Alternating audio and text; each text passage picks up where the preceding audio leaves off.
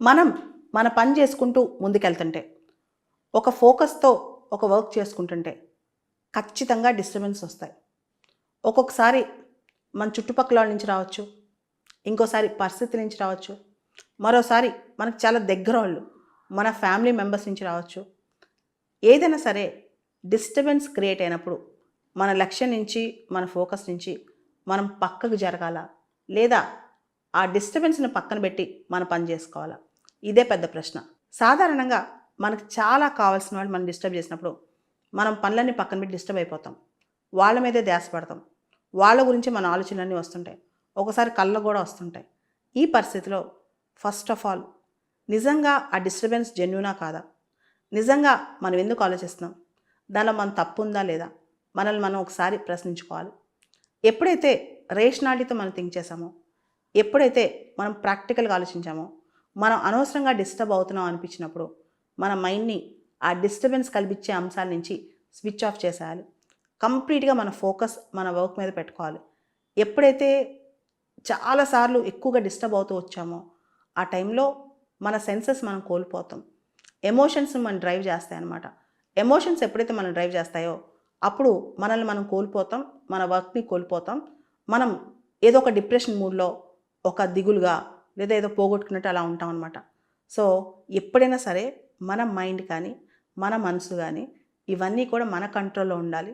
మనం దాన్ని జాగ్రత్తగా హ్యాండిల్ చేసుకోవాలి. జాగ్రత్తగా మనం దాన్ని డ్రైవ్ చేయాలి. అలా కాకుండా ఎప్పుడైతే మనం డైవర్ట్ అయిపోయామో అప్పుడు నిజంగా మన లక్ష్యానికి దూరంగా వెళ్ళిపోతాం అనమాట. అవి పక్కన పెట్టి మనిషి జీవితం చాలా చిన్నది, చాలా అరుదైంది, చాలా అద్భుతమైంది. దానిలో పొద్దాకా ఇతరుల కోసం బతికేస్తూ ఉంటాం. అంతేకాదు ఇతరులు ఏమన్నారు, ఏమనుకుంటున్నారు, మనల్ని ఎలా జడ్జ్ చేస్తున్నారు, మన సొంత వాళ్ళు ఎలా జడ్జ్ చేస్తున్నారు, బయట వాళ్ళు ఎలా జడ్జ్ చేస్తున్నారు, ఇవన్నీ మనసులో పెట్టుకుని అసలు ఎందుకున్నాం, మనం ఏంటి, మన హ్యాపీనెస్ ఎక్కడుంది, మన పీస్ ఎక్కడుంది మనం మర్చిపోతాం అనమాట. సో కాబట్టి మనం మనల్ని వెతుక్కుంటూ ముందుకెళ్ళాలి. ఎదుటి వాళ్ళు మన గురించి ఏమనుకుంటున్నారు, మనల్ని ఎలా జడ్జ్ చేస్తున్నారు, మన గురించి వాళ్ళు ఎలా భ్రమపడుతున్నారు, అవన్నీ ఎక్కువగా మనసుకు తీసుకుని బాధపడిపోయి మన రోజులన్నీ కోల్పోకూడదనమాట. ఎందుకంటే మన జీవితం చాలా ప్రెషియస్. దానిలో మన జీవితం ఈ వేలకు వేల లక్షల కోట్ల మందిలో మన జీవితం మనకి యూనిక్ అనమాట. రేపు మన జీవితం అయిపోయిన తర్వాత, పూర్తయిపోయిన తర్వాత ఈ రోజుని భర్తీ చేయడానికి, ఈ రోజుని కాంపన్సేట్ చేయడానికి మనల్ని అన్నవాళ్ళు, లేదా మనల్ని విమర్శించిన వాళ్ళు, లేదా మన ఫ్యామిలీ మెంబర్స్ ఎవరైతే మనల్ని వెనక నుంచి గోతులు తీస్తుంటారో వీళ్ళెవ్వరూ కూడా తిరిగి మన కోసం రారు. మన రోజును మనకు తిరిగి ఇవ్వరు. మన జీవితాన్ని మనకు తిరిగి ఇవ్వరు. మనం పడిన బాధని, ఆ సఫరింగ్ని, ఆ పెయిన్ని మనకి వాళ్ళు తిరిగి రిస్టోర్ చేయలేరు. వాళ్ళు ఏమనుకుంటారు, ఈ రోజున వాళ్ళు అనుకుందే రైట్ అనుకోవచ్చు. కానీ మన రేషనాలిటీ, మన లైఫ్, మన పీస్, మన ఎగ్జిస్టెన్స్, మన డిఫైనింగ్ పాయింట్ మనమే అనమాట. మన లైఫ్లో కంప్లీట్గా కంట్రోల్ కానీ, మన లైఫ్ చాయిసెస్ కానీ, మన లైఫ్ ఫ్రీడమ్స్ కానీ అదంతా మనదే.